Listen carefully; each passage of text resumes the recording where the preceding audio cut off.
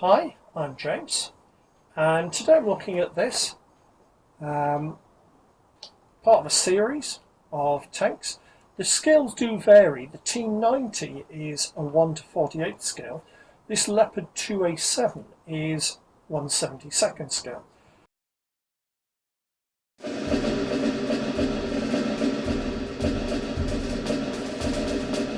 I do know that they're not always exact with that, and the box has taken a bit of a battering, I'm afraid.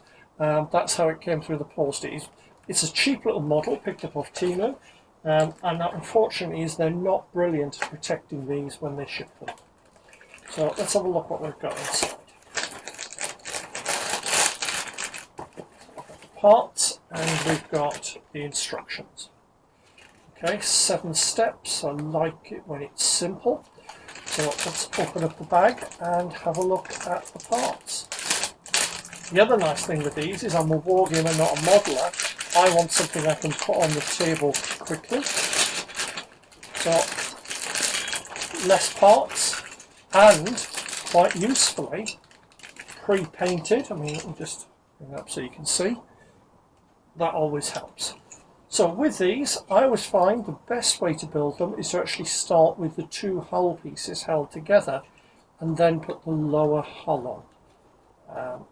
Simply because I just find the top hull fits together better that way, because there are some where you do end up having to put them on in a certain order. So we've now got the tracks, and what I do like with these is nope, there goes that theory. I was going to say I believe they are keyed, not. So let's have a look. Drive wheel at the rear according to the instructions.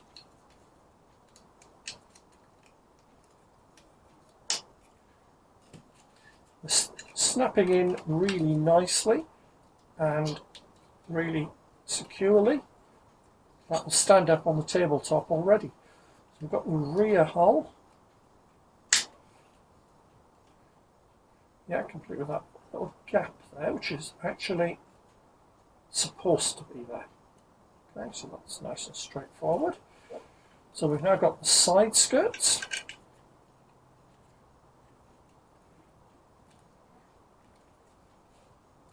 Snap those into place.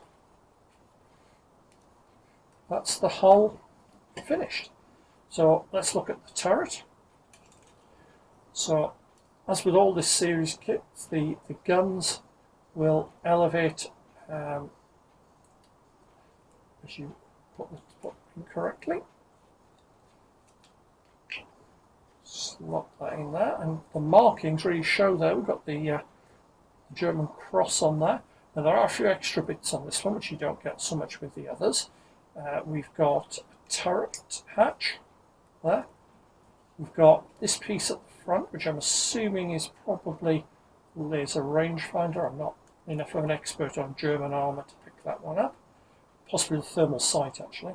And then we've got the machine gun turret. Not easy to tell it's an MG3, but it's at this scale it's good enough. There we go. So you can get that in. Go. 1 Leopard 2A7. Looks a bit basic, but it's on a par with particular sort of what you'd buy for a model shop. And I did have a play round earlier, and I've basically weathered it a little. All I've done is given it a wash, black wash, and then a dry brush of a light sort of muddy brown and green, and end result, I've got something that I think is going to look fantastic on the tabletop. It doesn't have any numbers on it, which means you need to add those, but I like that. That's a bonus to me, because that way I don't get the same number and I've got to overpaint it. Yeah, that is going to be really useful for my ultra-modern 7 Days to the River Rhine games. It's a really nice little model. It always amazes me the sheer size of Leopard 2A7 turret.